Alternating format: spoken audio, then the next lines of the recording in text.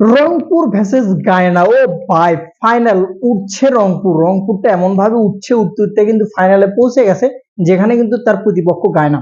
তো গায়না কিন্তু ভাই, গায়না অ্যামাজন ওয়ারিয়র্স পুরো নাম। তো গায়না কিন্তু ভাই সত্যিকার অর্থে অনেক শক্তিশালী দল। হেডমার থেকে শুরু করে, চার্লস থেকে শুরু করে, মহেন্দ্র থেকে শুরু করে, টোটালি যদি আপনি একটা প্যাকেজ বলতে পারেন। এবং তাদের কিন্তু নিজের ঘরের মাঠও ওখানে জেতাটা অনেক টাফ। যতগুলো ম্যাচ হয়েছে এখন পর্যন্ত রংপুরের, মানে হাঁটতে হাঁটতে জিতা, হাঁটতে হাঁটতে জিতা, একটা গেমটাকে কিন্তু অনেক মজার মুহূর্ত নিয়ে যায়। কিন্তু রংপুর তিনটা ম্যাচ জিতেছে, যদিও কালকের ম্যাচটাতে কালকে কিন্তু স্থগিত হয়েছে ম্যাচটা। তারপরে কালকে ব্যাটিং অর্ডারটা খুব খারাপ কন্ডিশন ছিল, আর ওইসব পিচ কন্ডিশন খুবই খারাপ। 150 রান হলেও কিন্তু অনেক কষ্ট হয়ে যায় সেটা তুলতে। তবে গায়নার যে পিচ, ডেটটা বলে দেই কখন খেলায়, 19 তারিখ ভোর 5টা। যদি এই খেলাটা যদি রাত 8টায় দিতে পারতো, তাহলে বাংলাদেশের জন্য অনেক ভালো হতো, বাংলাদেশের ফ্যানদের জন্য অনেক ভালো হতো।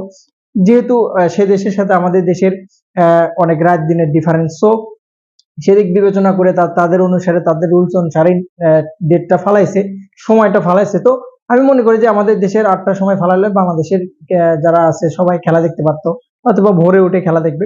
তো রংপুরের জন্য 100% বাক্সিংয়ে লড়াইয়ের মতো দুই দলের যদি বিবেচনা আমি টোটালি একটু ছোট করে আলোচনা করি, সেটা হচ্ছে যে রংপুরে কিন্তু শক্তিটা বিদেশির দিক থেকে, আর তাদের শক্তিটা কিন্তু দেশি। দেশি কিন্তু তাদের হেডমার, চার্লস, যদি আপনি দেশিদের দিক দিয়ে তাকান তাদের মতে, বিদেশি কিন্তু ময়েন আলী আছে তাদের সঙ্গে। তাদের কাছে যদি আমাদের কিন্তু ইব্রাহিম জাদান অতটা ভালো ফর্মে নাই, কাইল ম্যারস ফর্মে আছে। সো রংপুরের শক্তিটা কিন্তু বিদেশি, এবং তাদের শক্তিটা কিন্তু দেশি। দেশি বিদেশি সংমিশ্রণে কিন্তু একটা যুদ্ধ, একটা ত্রয়ী কিন্তু হবে। কে করবে ইতিহাস, একটা বিষয়। মনে প্রাণে চায় রংপুর আরেকবার চ্যাম্পিয়ন হোক, ডিফেন্ডিং চ্যাম্পিয়ন, আবারও চ্যাম্পিয়নে ফিরে আসুক বাংলাদেশের মাটিতে। Best of luck Rangpur Riders.